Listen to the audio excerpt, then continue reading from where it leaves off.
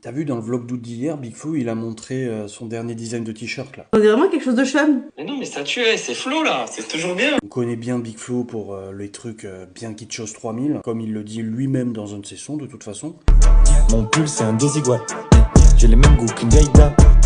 Mais blague à part, ça c'est un vrai bail qui a plusieurs noms, ou d'ailleurs pas de nom, enfin c'est plus une esthétique qu'autre chose. En gros tu prends plusieurs photos, tu les découpes un peu à l'arrache, tu les colles ensemble sur un fond genre dégradé flashy, un ciel étoilé, des halos lumineux, le plus kitsch possible. Ensuite, tu balances une typo énorme avec des effets 3D ou métalliques et tu satures les couleurs à balle. Et paf, t'as créé un visuel qui ressemble à un vieux Photoshop des années 2000.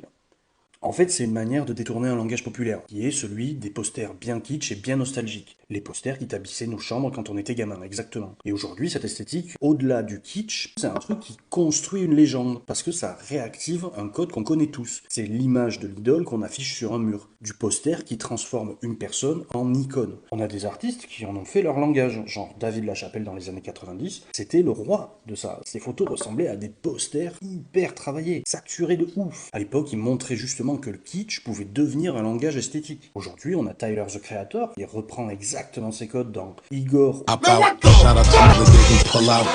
ou Call Me If You Get Lost.